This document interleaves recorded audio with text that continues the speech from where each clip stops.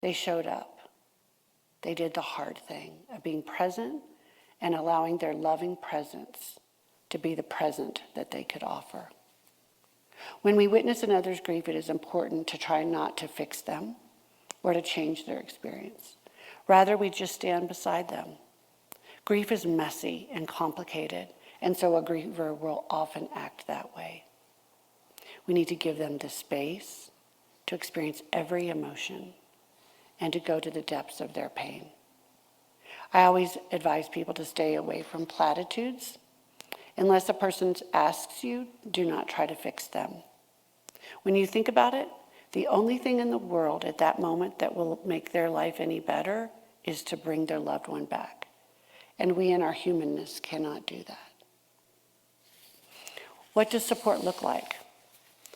Providing an act of kindness, leaving flowers or a candle at the doorstep with a note, sending a text of love that requires no reply, honoring the long process of grief by checking in regularly months after everyone else has gone on with their lives, saying the name of the person who died, calling them by name, never forgetting them.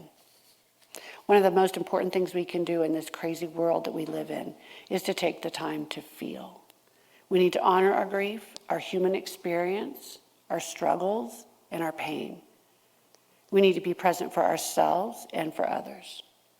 One of the greatest gifts I gave myself as a result of my grief was to seek out the healing people in our community and then give myself the gift of letting them heal me.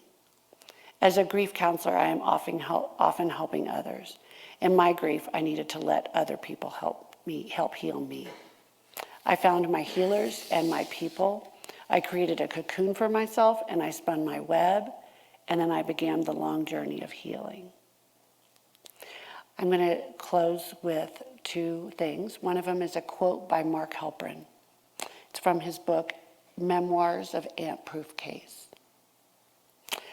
I was graduated from the finest school, which is that of the love between parent and child. Though the world is constructed to serve glory, success, and strength, one loves one's parents and one's children despite their failings and weaknesses, sometimes even more on account of them. In this school, you learn the measure, not of power, but of love, not of victory, but of grace, not of triumph, but of forgiveness. You learn as well, and sometimes as I did, you learn early, that love can overcome death. Memory and devotion. To keep your love alive, you must be willing to be obstinate and irrational, and true to fashion your entire life as a construct, a metaphor, a fiction, a device for the exercise of faith. Without this, you live like a beast and have nothing but an aching heart.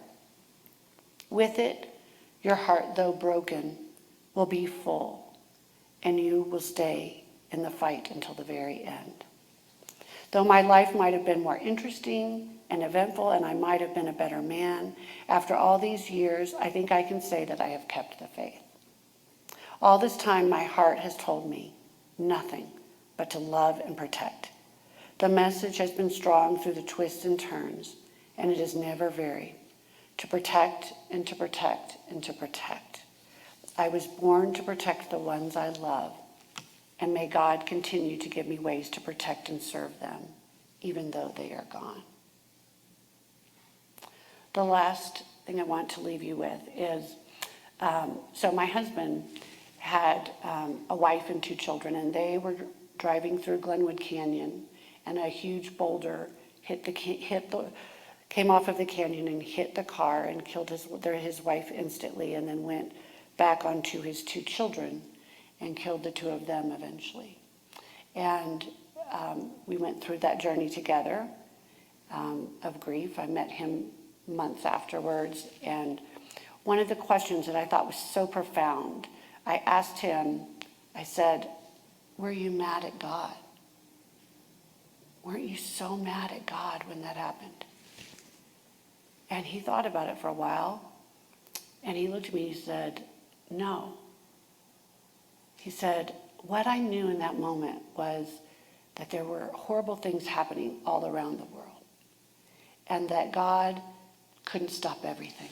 He couldn't do everything. How would he ever pick what he was going to stop or what he was going to be in control of, if that was even possible? And he said, what I knew when I sat on the side of that highway was that God was wrapping his arms around me and that he was sitting with me in my pain. And so I leave that with you, that whatever you're going through today, whatever is in your life, whether it be the result of things from this last week, whether it be a loss that you have experienced, I ask that you could allow yourself in whatever way to allow God to hold you.